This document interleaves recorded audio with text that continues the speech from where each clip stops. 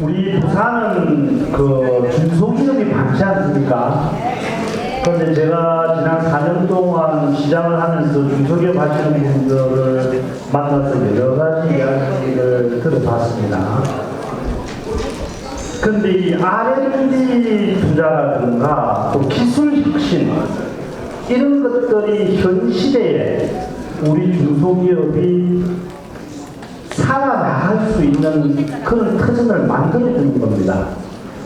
근데 아직도 우리 부산은 보면 과거 어떤 사업 방식에 빠져 있어서 R&D 투자를 소홀히 하고 있지 않나 하는 그런 느낌이 강하게 들었습니다. 그래서 제가 지난 4년 동안에 창업 생태계를 만들다든가 여러 가지 과학 기술에 대한 어떤 기반을 마련하기 위해서 비스텝을 만든다든가 과학기술 위원회를 만든다든가 또는 대학을 전부 합해가지고 대학 지주회사를 만들고 이래서 이 좀 기술에 근거한 그런 창업회사를 만들기 위해서 굉장히 노력을 했었습니다. 투자한다고 해서 모든 회사들이 다 성공하는 건 아니지 않습니까? 그래서 시대에서 투자하는 것 중에 한 100개 정도 되면 한 10개 정도만 이렇게 성공을 하고 그 중에서 한 2~3개만 그래도 대한민국에서 이름을 나타낼 수 있는 정도로 성공만 한다면 그것을 기준으로 삼아서 일종의 부업이 확 불어가지고 이 과학기술에 대한 그 인식이 달라지고 과학기술에 대한 투자하는 그런 패턴이 달라지고 확 달라지지 않을까. 그러한 것에까지 도달하기까지가 참 어려웠습니다. 그래서 4년 동안을 모자라서 제가 한 번만 시작을 더 해가지고 사실은 그런 터전을 한번 만들어 보고 싶은 것들이 제가 가지고 있는 꿈이었었는데 지난번에 바람이 워낙 세게 불고 제가 친박 핵심이라고 하는 이유로 인해서 사실 좀 많이 얻어맞아가지고 좀 이런 결과가 있어서 좀 안타깝습니다.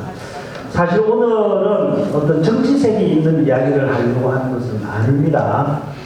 우리 최재문 교수님을 모시고 정말 우리 부산에서 사업을 하시는 분들이 앞으로 어떻게 서바이벌을 해가야 될 것인가, 앞으로 4차 산업혁명과 연계해서 어떻게 발전시켜 나가야 될 것인가를 순수하게 이야기를 듣는 그런 기회로 삼으려고 합니다. 그런데 사회를 보는 제가 정치인이다가 보니까 아무래도 그런 색깔이 안 들어갈 수 없겠죠. 사실 문재인 정부 지난 한 2년 좀 지나고 이제 3년 차를 맞이하고 있지 않습니까?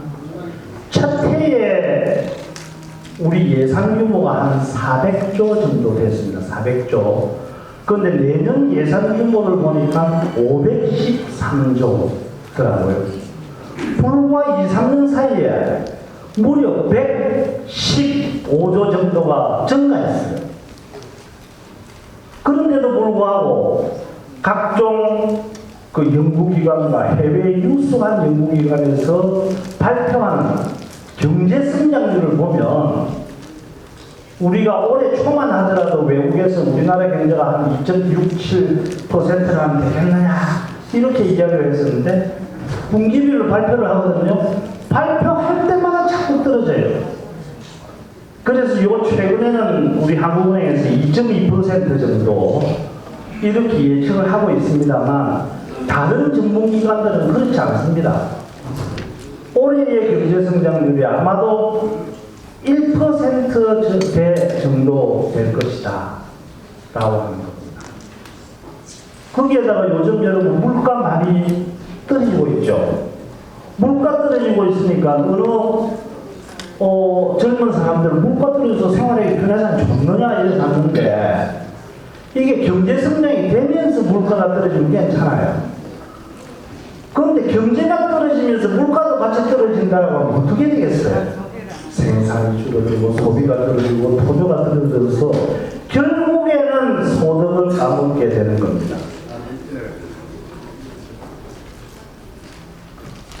거기에다가 내년도 예산 513조 중에는 내년도 아마 세수가 좀 부족할 거라고 예상을 하는 것 같습니다. 이제 과거 박근혜 정부, 이명박 정부 때 만들어 놓았던 그런 재원도 이제 다 썼습니다. 그러니까 돈 끊을 데가 없으니까 국채를 발행해서, 채권을 발행해서 그걸 메워 놓는다는 겁니다. 무려 60조에 달하는 그런 국채를 발행해서 513조 규모의 그런 그 예산을 편성한다는 겁니다. 그 참 지난 우리가 70년 동안에 대한민국을 이만큼 만들 때까지 우리가 가지고 있는 인적 자원, 기술, 노력, 땀, 그리고 또 기업하는 사람들의 창의적인 진취적인 생각, 분위기 이런 거 가지고 해봤거든요. 지금도 많은 기업들, 큰 기업들에서는 사내 유보된 금액들이 많이 있습니다.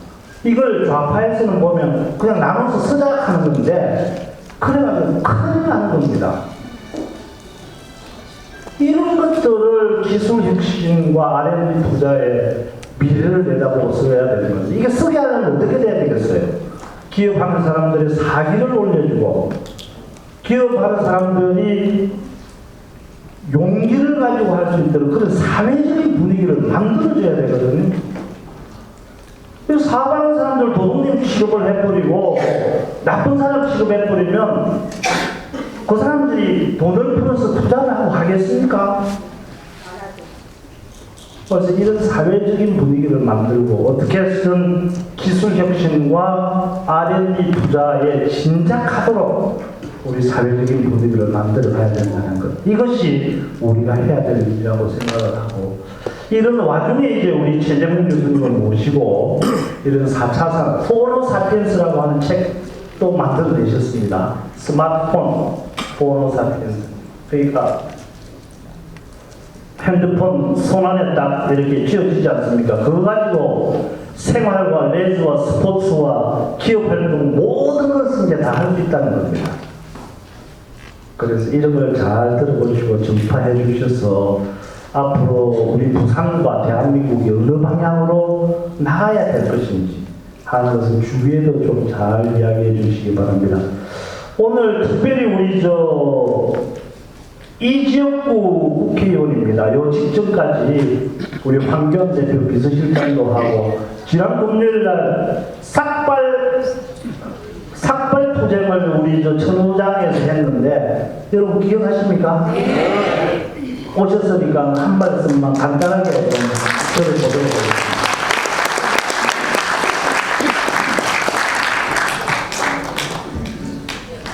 네, 대단히 반갑습니다. 머리를 이렇게 따듬으니까 잘 못 알아보시겠죠. 사실은 오늘 제가 오늘 유연이 못 되었는데 다른 좀 일이 있어서 부산 내려온 김에 또 오늘 이 모임에 같이 동참을 하게 되었습니다. 그리고 서명수 시장님께서 우리 부산 시정을 잘 이끌어 주셨는데 사실 연인도 못 해보고 다시 이렇게 됐는데 아마 제 생각에는 또 우리 대한민국을 위해서 또 우리 부산을 위해서 더 큰 역할을 해주실 것이라고 저는 그렇게 생각합니다. 리더십 4.0 그게 모임 이름입니까? 네, 정말 리더십 4.0 오늘 세 번째 시리즈로 좋은 강의를 준비를 해주셨는데 여기 우리 부산 시민들께서 꽉 찬 걸 보니까 이 주제에 대해서 굉장히 많은 관심을 가지고 계신 것 같습니다. 그리고 제4차 산업혁명 우리 최계봉 우리 교수님이신가요? 직접 이렇게 또 강의를 해주시기 위해서 감사드리고 여러분 1차, 2차, 3차 이거 혹시 압니까? 나도 기억이 잘 안 나가지고 다시 또 오면서 두드려 보고 그러니까 1차 산업혁명 여러분 아시지요? 그리고 전기기관차에 해가지고 그때 이제 좀 대량 생산도 할 수 있고 그런데 그 다음에 이제 우리 두 번째 산업혁명이 뭐더라? 전기로 해가지고 기계와 대량 산업이 되었고 세 번째는 아마 여러분들 잘 알 겁니다. 정보혁명, IT 처음 이제 되돌렸을 때 그때 시작이 되었고 이제 4차 산업혁명은 이 모든 것들을 서로 융합을 시키는 게 그 4차 혁명이라고 합니다. 4차 산업혁명. 그래서 사실 저도 좀 개념이 어려워요. 그래서 우리 최재봉 교수님께서 아마 편하게 쉽게 여러분들에게 설명을 해주실 것입니다. 오늘 강의 잘 들으시고 정말 새로운 제3차 산업혁명 시대에 살고 있는 우리도 뒤처져서는 안 되겠다. 그래서 공부도 많이 잘 해주시길 바라겠습니다. 그리고 우리 함께 하신 모든 분들 감사드리고 리더십 4.0 우리 서병수 시장님 잘 이끌어주시기 바라겠습니다. 고맙습니다.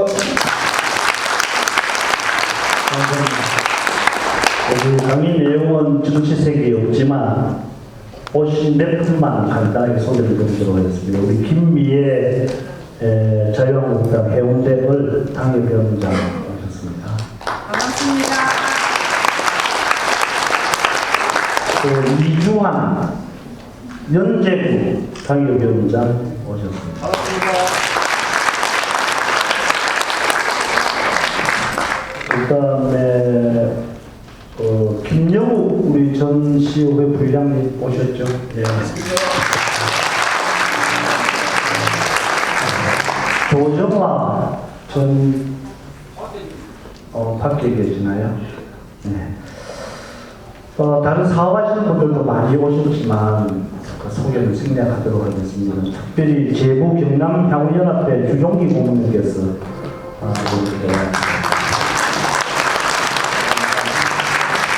그러면 다른 여러 가지 의전 절차는 이제 생략해드리고 바로 강의에 들어가도록 하겠습니다.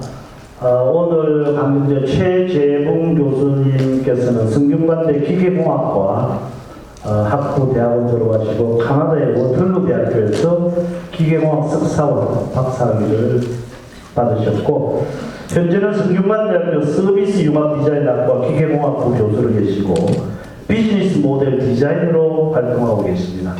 사업을 창구하시는 분들은 꼭 가셔서 자문 좀 받으시기 바랍니다. 최재봉 교수님은 문명을 읽는 공학자로서 비즈니스 모델 디자인과 기계공학의 융합, 또 인문학 바탕의 동물행동학과 기계공학의 융합 등 학문간 경계를 뛰어넘는 활약을 이어가고 있는 명실공히 국내 최고의 4차 산업혁명 연구자이십니다. 소개드립니다. 감사합니다.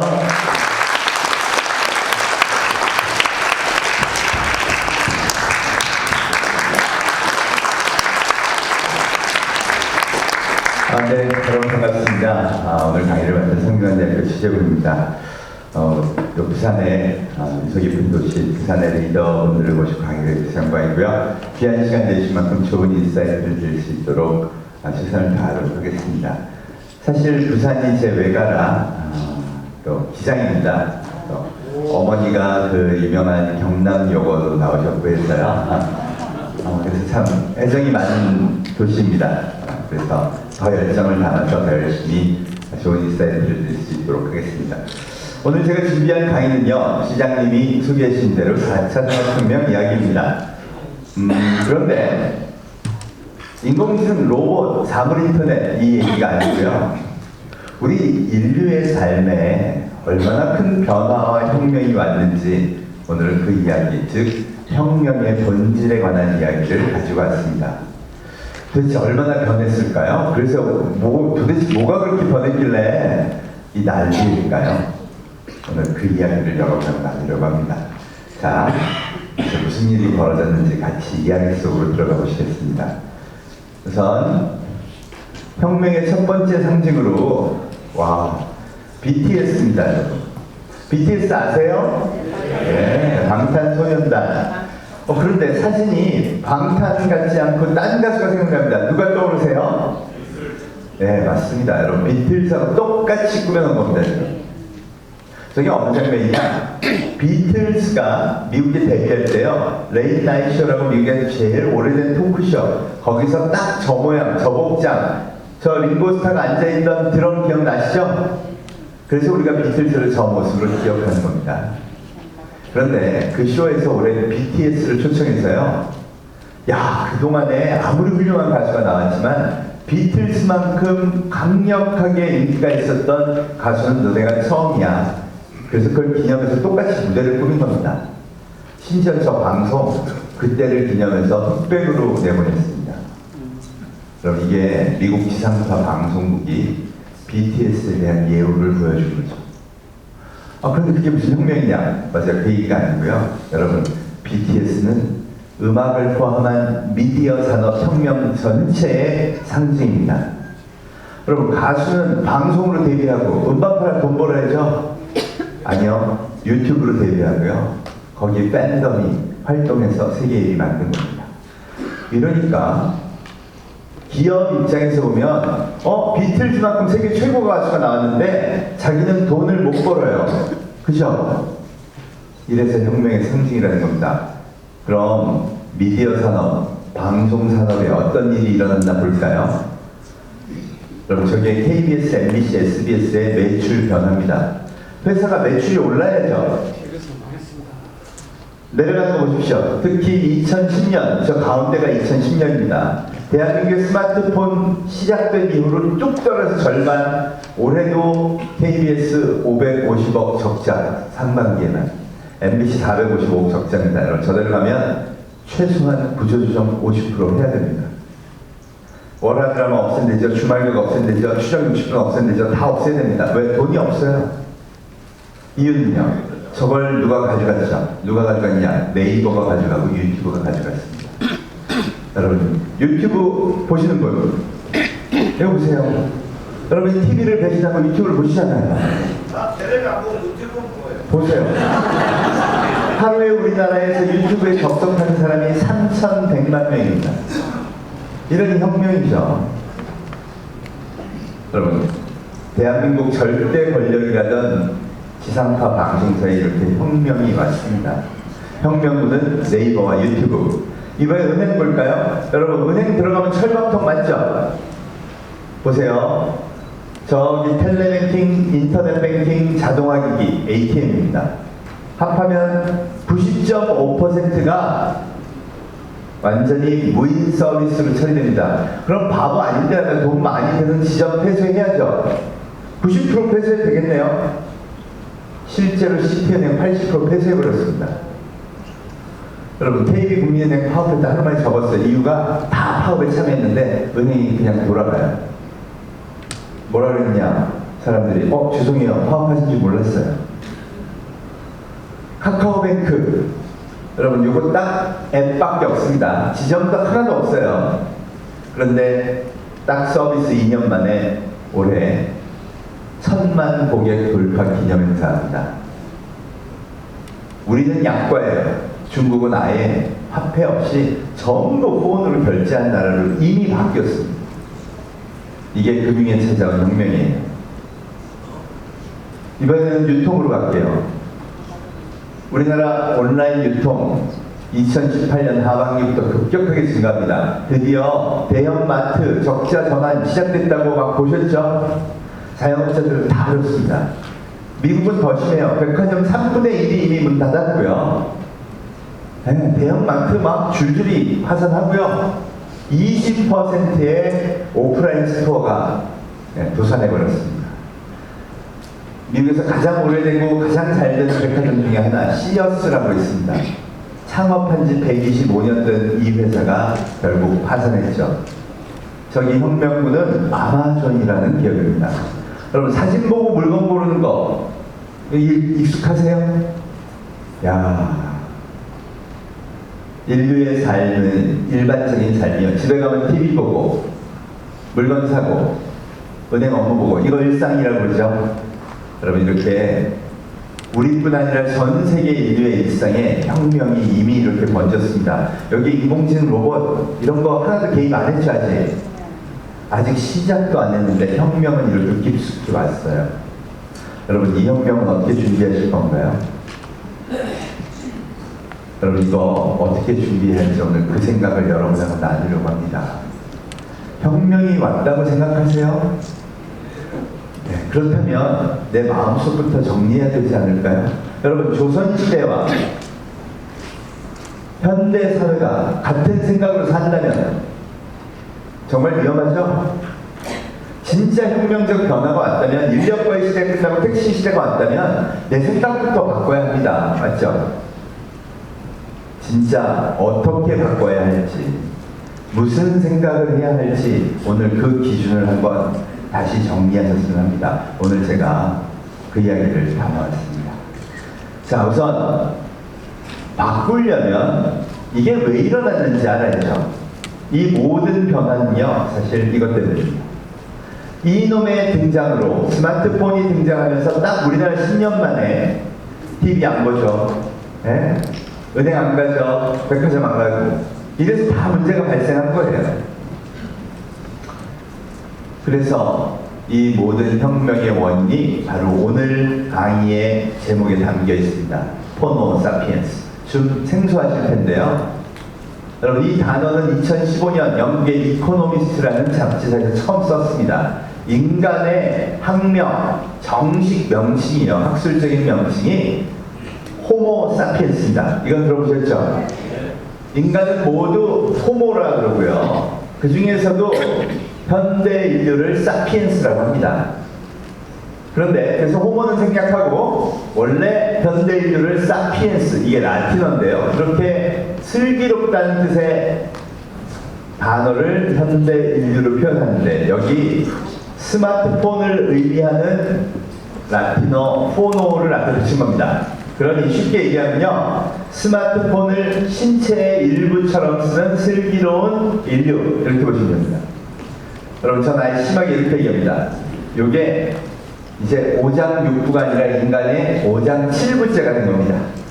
간 밑에 쓸개 밑에 스마트폰. 익숙하세요? 네, 맞습니다. 이 얘기입니다. 그럼 혁명이 뭐냐? 여러분, 그 인류가 표준이 되는 거예요.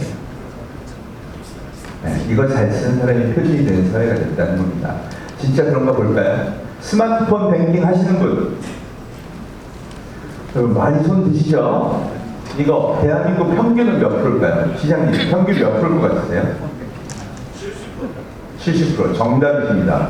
와. 작년 12월에 한국은행이 조사를 했어요. 그때 63.5%, 20, 30, 40대는 다 80%. 50대가 처음으로 50.5%, 50% 넘었고요. 60대가 18%, 70대 이상이 7%입니다. 연령대별도 차이는 있지만 우리 국민 전체로 보면 63.5니까 50% 넘은 거 맞죠? 그럼 은행 업무 표준은 스마트폰 뱅킹 맞죠?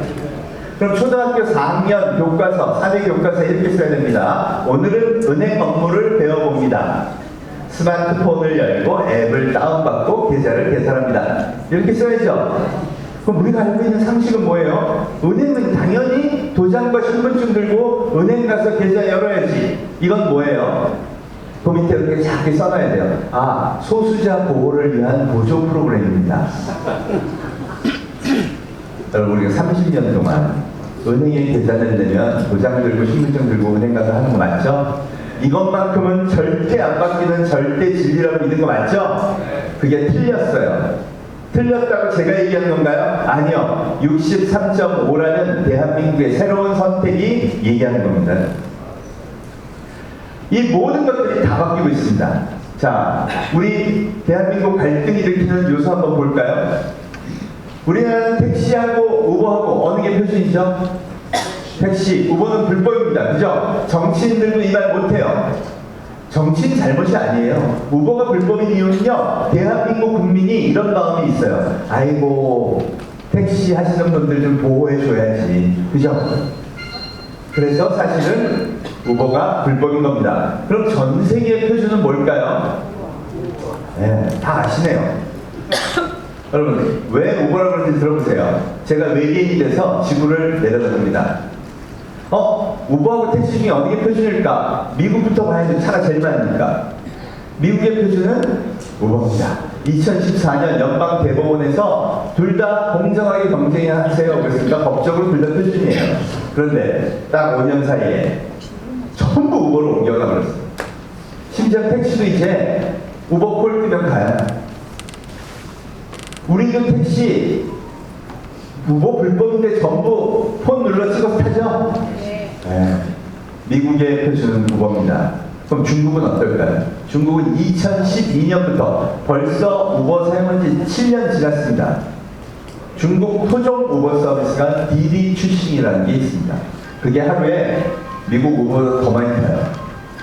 동남아 그래, 인도 올라, 합하면 여기 인구가요 44억입니다.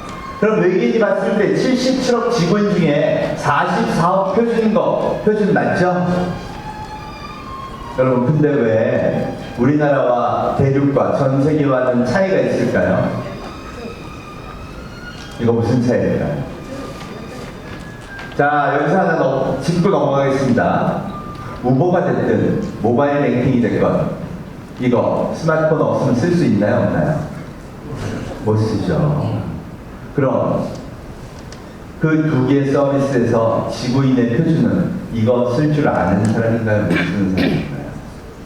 자, 이게 왜 제가 인공장기라 그러는지, 단 밑에 쓸개 밑에 붙어 있는지 이제 아시겠죠? 여러분, 이거 못 쓰면 표준 인류가 못 돼요. 이런 게 지금 한두 개가 아닙니다. 어느 정도냐? 거의 모든 산업이 폰을 쓸 줄 아는 인류를 표준으로 바뀌고 있어요. 그래서 이걸 뭐라 그러냐? 문명의 교체라고 합니다. 여러분, 이 문명의 교체가 일어나니까 혁명이라고 하는 거죠. 정말 그런지 더 깊이 들어가기 전에요, 제가 역사에서 교훈을 하나 가져왔습니다. 여러분, 아까 의원님이 얘기하셨지만 1, 2, 3차 산업혁명 중에 대한민국, 우리나라에 가장 큰 충격을 줬던 게 1차 산업혁명입니다. 기계혁명이죠. 서구에 기계와 과학기술로 무장한 막 기차를 만들고 대포를 만들고 엄청난 힘을 장착한 서구 열강 국가들이요, 유럽에서 확 크더니 아시아를 전부 식민지로 먹어버립니다.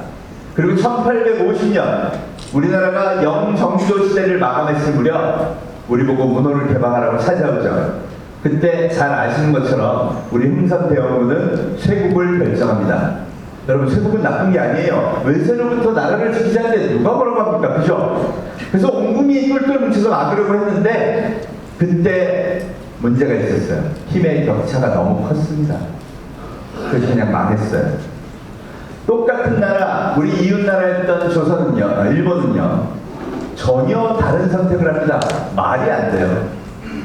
후쿠자와 유키치, 저 사람이 메이지 유신의 정신적 지주랍니다. 저 유럽 유학파들이요, 와서 왕한테 이럽니다. 유럽에 갔더니 입헌 군주제가 대세입니다.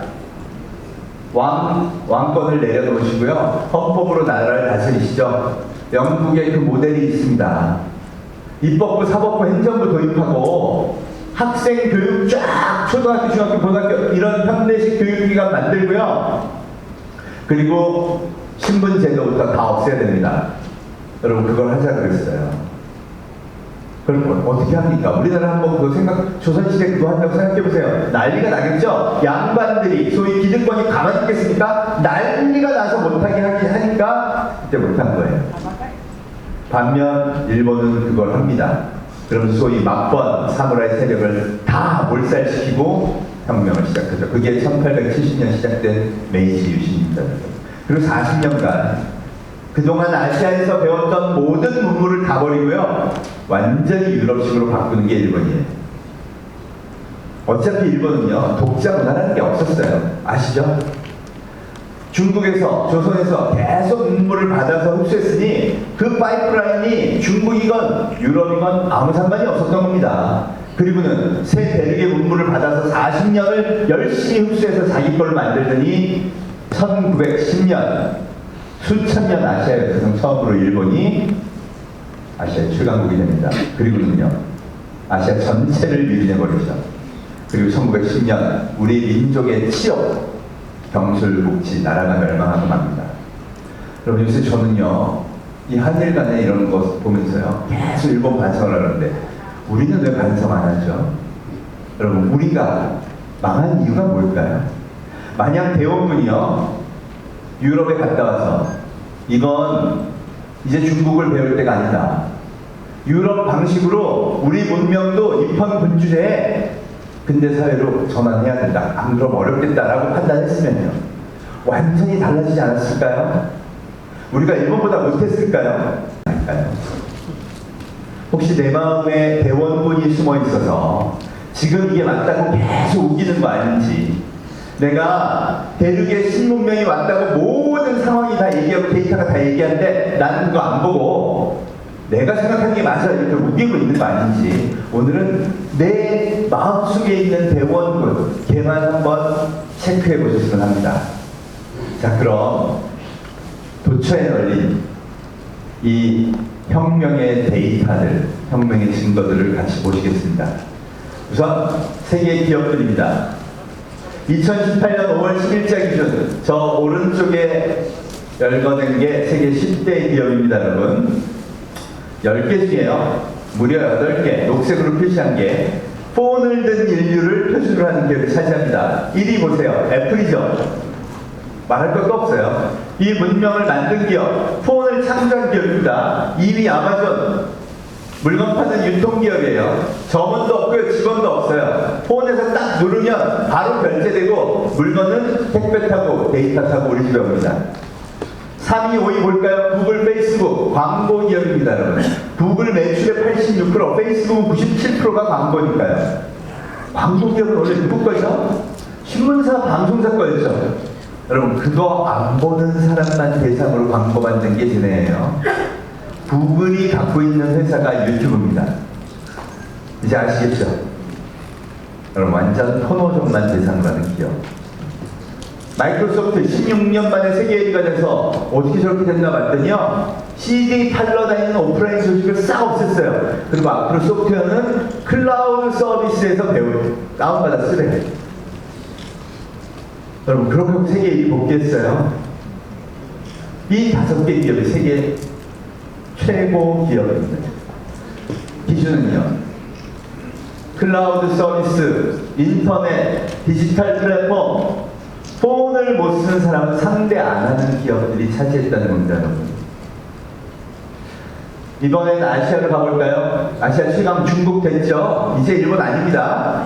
중국 기업 2개가 알리바바, 텐센트가 저기 떡하니 있습니다. 500조 넘는 기업은 저거 달랑 2개네요. 알리바바 뭐 한대죠? 제조기업 아니에요. 유통기업이죠? 1999년 마윈, 미국의 쇼핑몰, 온라인 쇼핑몰 이베이를 따라서 만든 기업이 알리바바닷컴.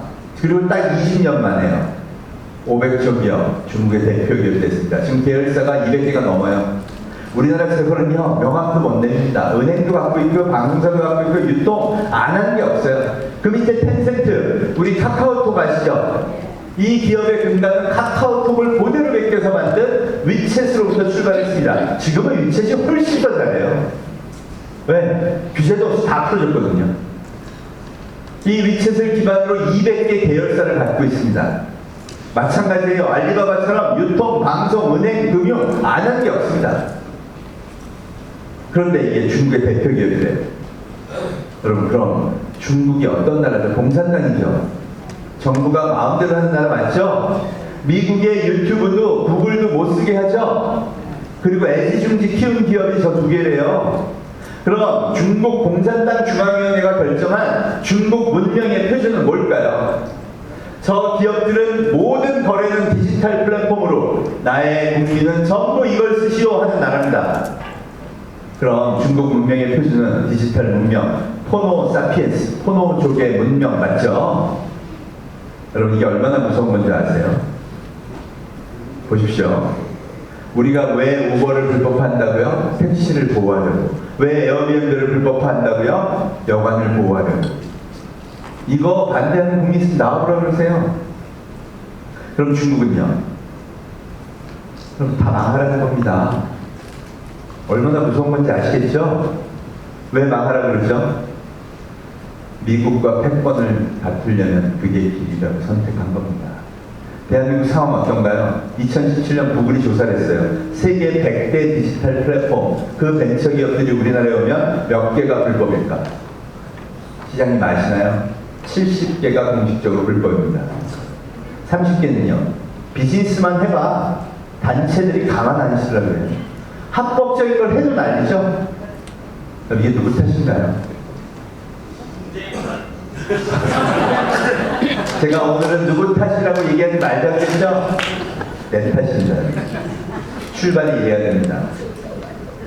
혹시 나는 지키고 싶어서 내 자식 거 지키려고 우리 미래 아이들의 미래를 막아주고 있는 거 아닐까요?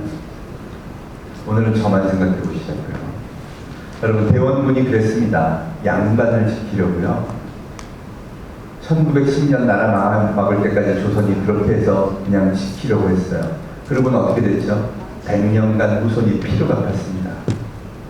여러분, 3.1절 날 소년 소녀들이 태극기 흔들다가 손 잘렸다고 일본 잔인하다고 막 뭐라 그래요. 그 손에 태극기 쥐어준 게 누굽니까? 대원군이에요. 여러분, 그 손에 일본은 과학기술을 받아들여서 기관총을 들려주고요, 실험도구를 들려주고요, 새로운 문명을 아이들의 미래에 들려줬어요. 우리는요, 태극기 들고 총칼 앞에 맞서라고. 그게 어른이 할 일입니까? 저는요, 대학 교수지만 저희 학생들한테 다시는 그런 미래를 물려주고 싶지 않습니다.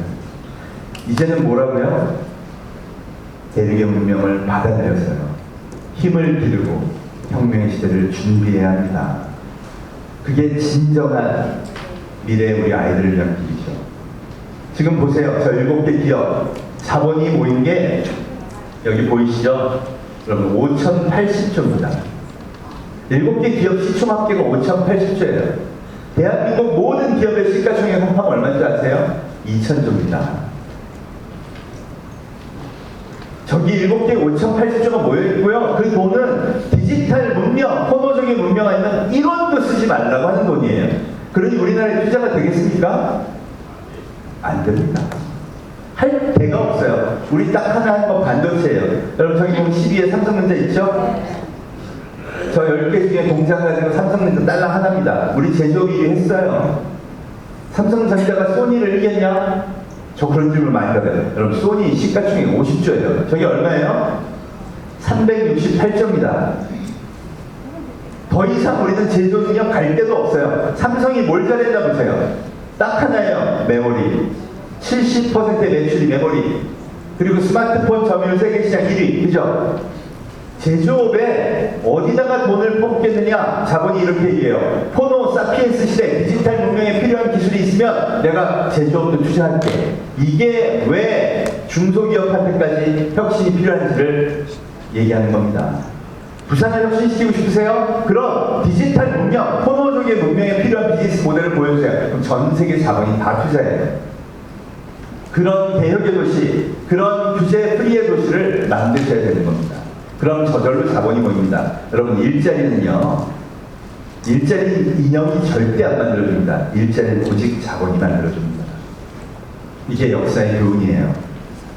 우리가 가야 될 길은 이제 우리의 상식은 대륙의 눈높이에 맞춰야 됩니다.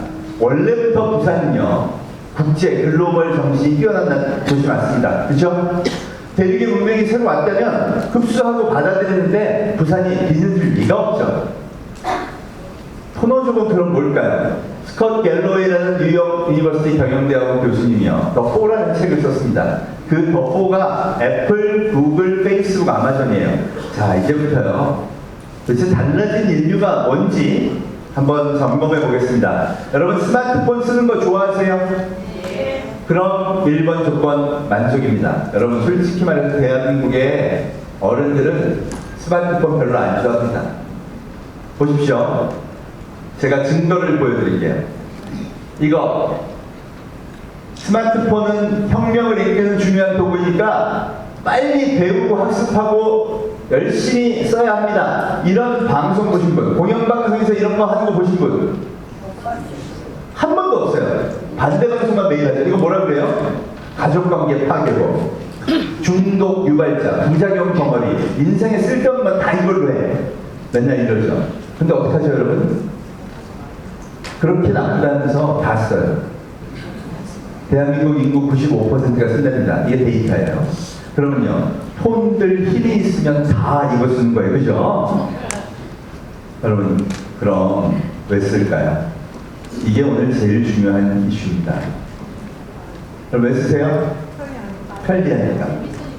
편리하다는 걸 제가 생물학적 용어로 바꿔볼까요? 경험해봤더니 생존의 유기에서. 여러분, 인간은 생존의 유리함은 항상 선택해왔습니다.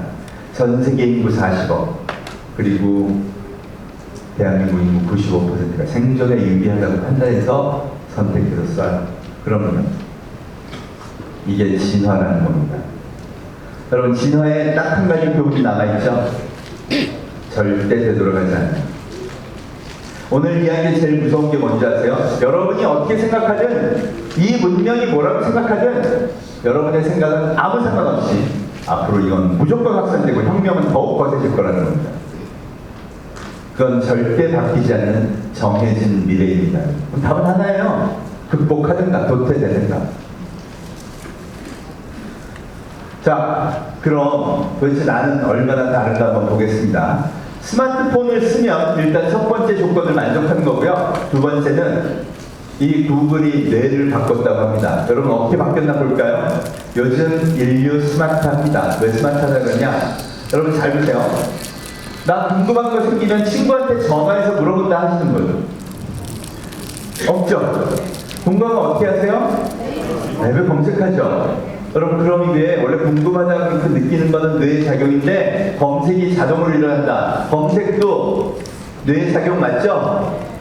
야, 그럼 인간의 지적인 능력, 뇌의 능력을 평가할 때 지금 우리는 얼마나 암기 잘하냐 요거에서 시험만 보는데 검색 능력도 포함해야겠네요. 여러분 검색 잘하세요? 아까 저분은 유튜브입니다 막 이러시잖아요, 그죠? 검색 뛰어난 거 맞네요. 이거 인간의 굉장히 중요한 능력이 됐어요. 그런데 그 영역이 어디까지일까요? 우리가 늘 보는 것처럼 재미있는 것만 찾아서 보는 거 아니면 진짜 공부도 할 수 있는 영역까지 다 확장되어 있을까요? 어마어마하게 확장되어 있습니다. 이걸 잘 쓰는 사람, 중요한 사람 많네요. 세 번째, 페이스북이 의미하는 건 모든 소위 SNS를 의미합니다. 여러분 인간의 관계에 SNS가 개입했다는 뜻이에요. 요즘 생각해보면요, 여러분 실제 만나서 대화하는 게 많으세요? 카톡으로 대화하는 게 많으세요? 그럼 카톡 대화법이랑 만나서 대화법이랑 달라요? 같아요? 완전 다르죠? 커뮤니케이션이 달라졌네요. 여러분 이게 신체의 일부가 되었기 때문에 이제 이걸로요 카톡으로 대화할 뿐 아니라 트위터, 유튜브, 인스타그램 온갖 걸로 다 대화합니다. 그죠? 이러면서 인간의 관계망이 달라졌다는 겁니다. 자, 그럼 집에서 우리 애들도 꼭 필요하다고 생각해서 나는 SNS 활동 많이 하라고, 인스타도 하라고 그러고 트위터도 하라고 그러고 이런 거 시킨다 하시는 분? 오, 좋습니다. 회사에서 경영하는데 나 직원들한테 그거 인사고과에 반영한다 하시는 분? 없어요. 대기업, 오 진짜 훌륭하시네요. 대기업 한 가지 그런 데 없어요. 오히려 회사에서 그런 거 하면 쓸데없는 짓 한다고 잘라요. 왜? 그럼 뭐라고 생각하죠? SNS는 나도 하긴 하지만 인생의 낭비야 이렇게 생각합니다. 진짜 그럴까요? 부작용이 있는 거 맞아요. 그런데 혁신의 힘 없을까요?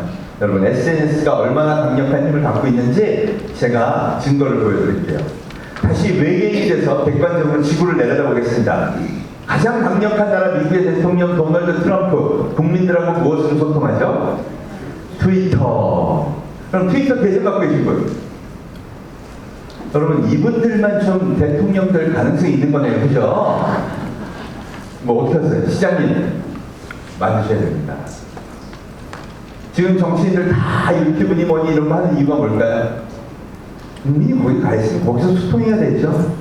그 힘을 길러야 됩니다. 아, 이건 인기 영합하는 정치인들이나 필요한 거예요. 천만에요.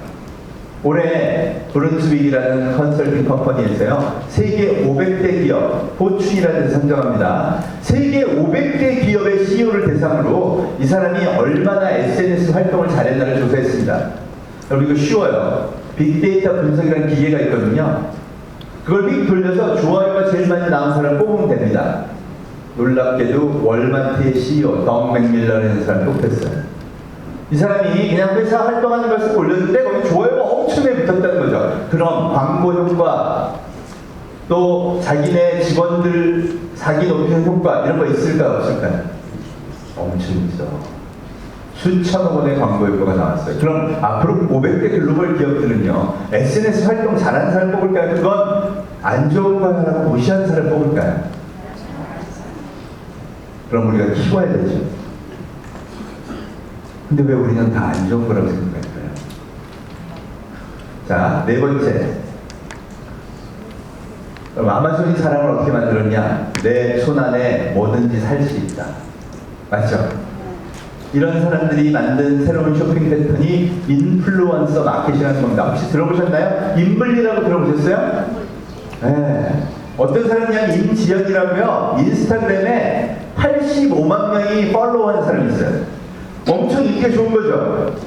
자기가 옷만 찍어서 입어 올리면 다 팔리는 거예요. 야, 이럴 거면 쇼핑몰을 차리자. 남편하고 손잡고 쇼핑몰을 차렸습니다. 그게 인블리예요. 이분이 뭐를 잘못 팔았다가 쫄딱 망했다 그러죠? 호박죽, 그죠? 곰팡이 호박죽. 호박죽을 잘못 팔았다가, 곰팡이 난 걸 팔았다가 대응을 잘못해갖고 어려워졌다. 근데 다들 그거는 아시는데요. 여러분, 작년 이분이 올린 매출, 인블리 매출은 잘 모르더라고요. 혹시 아시는 분? 그럼 개인이 자기 인기로 물건 판 거예요. 매출 얼마일까요? 1,700억. 아니, 그 같은 기사에 곰팡이도 있었고, 곰팡이 호박죽도 있었고, 1,700도 있었는데, 왜 곰팡이 호박죽은 많이들 보고, 거봐, 아유, 쌤통이다 이러는데, 1,700억 원 안 들여다볼까? 여러분, 이게 제가 얘기하는 대원군의 마음입니다. 여러분, 저 인간이 표준 인간이라면 여러분 되게 가까우세요? 머세요? 솔직히 익숙하진 않죠? 제가 1965년생입니다. 저하고 옆에 비슷한 분들은요, 1991년 이후에 인터넷이 나왔기 때문에 어려서부터 인터넷을 한 분이 없어요. 맞죠? 그러니 뼛속까지 인터넷도 컴퓨터도 녹아있지 않아요. 불편해요. 그렇지만 난 사회적으로 리더고 성공했고 괜찮은 사람이에요. 맞죠? 그런데 저거 하는 사람이 훨씬 더 능력 있는 사람이야 라고 내가 진짜 인정하는 순간 어떻게 되죠? 내가 괜히 초라해지죠? 그럼 그게 싫은 거예요. 그게 누구라고요? 그게 대원군이라는 겁니다. 그래서 고집을 부리는 거예요. 저거는 부작용 덩어리야. 실제로 부작용도 많거든요. 진짜 진실을 마주해 볼까요? 절반이 부작용, 절반은 엄청난 혁신이 숨어 있는 겁니다, 여러분. 지금 디지털 마케팅 잘하고요. 디지털 플랫폼에 기반해서 비즈니스 기획 잘하는 사람 뽑을 려도 없어요. 그죠? 더 깊이 가면 프로그램 개발자. 여러분 돈 좀 뽑으려도 못 뽑아요. 있어야 뽑지. 그런데 다 부작용이죠. 그럼 이 마음을 밀어내야 됩니다. 저걸 인정하기 시작해야 돼요. 그리고 아이들한테도, 나 스스로한테도 어떻게 가르쳐야 되느냐. 그래, 이거 부작용이 심해. 그러니 그 부작용은 최소화하자. 반면 엄청난 혁신의 힘이 있어. 그걸 잘 쓰자. 이렇게 얘기해야 되는 겁니다. 여러분, 공부시킬 때 이게 얼마나 큰 혁신의 힘이 있는지 제가 사례를 들어 보여드릴게요. 부작용은 너무 잘 아시니까.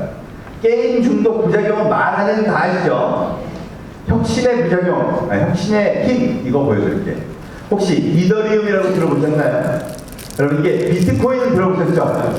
이 비트코인 두 번째 버전이 이더리움, 제일 성공한 코인 중에 하나입니다. 이걸 누가 개발했냐?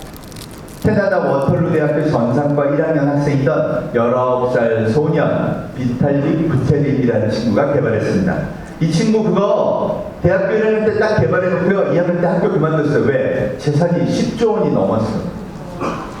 무서워서 학교를 어떻게 댕겨 납치당할까 봐. 그죠? 이게 혁신이에요. 제가 그래서 마침 워털루 대학에서 박사학위를 했습니다. 후배들한테 수정을 했어요. 걔 어떤 애냐? 여러분, 러시아 계통 캐나다 이민 온 친구고요. 그냥 일반 고등학교 다니는 친구예요. 걔들 수능만 맨날 공부했을까요? 캐나다 애들은 그렇지 않아요. 워털루 대학 굉장히 좋은 대학이지만 들어올 때는요. 수능 점수 일정 부분 넘으면요. 어떤 활동을 열심히 했나를 봅니다. 비탈릭 부테린 어떤 친구인지 아세요? 제가 듣고 충격을 먹었어요. 수학 중독자, 컴퓨터 프로그래밍 중독자예요. 여러분 그런 중독 보셨어요? 우리 애가 그런 중독 걸렸으면 좋겠죠. 수학 중독이야. 막 엄마 나 수학을 안 보고 미칠 것 같아. 제발 나 수학 공부를 하게 해줘. 그 수학 공부 어떻게 걔가 미치게 됐을까요? 여러분 어떤 초등학교 중학교 선생님도요 수학을 중독시킬 만큼 잘 가르칠 수 없습니다. 누가 가르쳤을까요? SNS와 인터넷이 가르친 겁니다. 이 친구요 인터넷으로 옥스퍼드 대학, MIT 대학, 스탠포드 대학 교수님 강의를 다 들었어요. 와, 이건 정말 신기한 이론이야. 그러면서 다 공부하러 간 겁니다. 그러다가 그 수학을 컴퓨터 코딩에 적용한 비트코인, 블록체인에 완전히 매료된 겁니다. 그러면 열심히 그 다음에 코딩 들었죠? 비트코인 여러분 블록체인이라는 거 들어보시면 알겠지만 진짜 개념이 어렵습니다. 그 문명에 살던 아이 아니면요 프로그래밍까지 못해요. 근데 얘가 그걸 고등학교 때 다 끝냈어요. 야, 비트코인의 계약서를 첨부 못하네. 나는 계약서 첨부할 거야. 그 혁신적인 아이디어를 수학 모델링 하고요. 그거 프로그래밍 한 다음에 10조 원 부자 된 겁니다. 그럼 이 힘이 여기 있어요. 아, 그런 너무 극단적인 애 말고 우리나라에는 없냐? 저기 있죠, 저 사진. 여러분, 저 가운데 잘생긴 저 청년이 지금 현재 27살 청년. 학교도 가까워요. 울산 과기대를 졸업한 친구입니다. 김태훈. 검색하면 다 나옵니다, 여러분. 울산 과기대 물리학과에 들어간 이 친구는요, 갑자기 컴퓨터 프로그래밍이 너무 재밌더래요. 어떻게 배워요? 물리학과 들어갔는데? 아무 생각 없어요. 아무 상관이 없어요. 비탈릭 구텐처럼 SNS 타고 들어가서요, 소스 코드 친구들한테 그 전체 프로그래밍 최고의 책임자한테 다 배우고요, 전 세계에 뛰어난 교수들의 강의를 다 들은 겁니다. 그렇게 4년을 보냈어요. 그럼 실력은 어떻게 될까요? 여러분, 그래 봐야 대학생 4년 동안 뭐 배웠겠어요? 이렇게 생각하시면 곤란합니다. 이 친구 어떻게 자기 실력 검증했는지 아세요? 여러분, 알파고가 이세돌을 이긴 사건은 아시죠? 우리 어른들이 그거 나오고 나서 인터뷰하고 인공지능 세상을 바꾸다 난리칠 때 프로그램 사회에서는 또 한 번 큰일이 터졌습니다. 알파고의 프로그램 소스 코드를요, 구글이 80%를 다 공개해버렸어요. 그리고 20%만 요건 돈 많이 들어간 핵심 모듈을 공개 못합니다. 여러분, 그걸 갖고 김태훈을 비롯한 전 세계 프로그래머들이 공부를 시작합니다. 그리고 그 20% 풀기 경쟁이 벌어졌겠죠? 그럼 김태훈이 혼자 20개의 모듈을 풀어서 공개해버렸어요. 그리고는 그걸 보고 놀란 게 누구냐? 바로 알파고를 개발한 개발 책임자 제프 딘이라는 AI 업계의 신이라는 프로그래머였습니다. 그 사람이요, 김태훈한테 직접 메일한 거예요. 야, 나 너랑 같이 일하고 싶다. 여러분, 이 메일을 김태훈이 자기 프로필 사진에 거는 바람에 얘가 유명해진 겁니다. 여러분, 이게 23살 때예요. 그럼 애들한테 이렇게 얘기해줘야 되지 않나요? 너 어디 있든 상관없어. 인터넷 문명에 진짜 깊이 빠지면 너를 세계 기업이 원하는 인재로 만들 수 있어. 이렇게 얘기해야 되는 거 아닌가요? 그 기회를 줘야 되는 거 아닌가요? 네. 여러분, 이 친구 안타깝게 못 갔어요. 군대 가느라. 괜찮아요. 어차피 미국 한번 한다고 쌓은 실력인데 뭐가 문제인가요? 023년 하면서 실력 벗겨서 올해 27배 더 멋진 회사. 여러분, 테슬라의 CEO 일론 머스크라고 들어보셨어요? 이 테슬라의 CEO가 자기 재산을 거의 도네이션해서 이 회사만큼은 인류 공영을 위해서만 인공지능을 개발한다. 멋지죠? 오픈 AI 거기 갔습니다. 더 멋진 게 뭐냐? 연봉이에요. 33만 불. 여러분, 대졸자 초봉 3억 8천만 원 받고 갔습니다. 여러분, 이거 미친 거.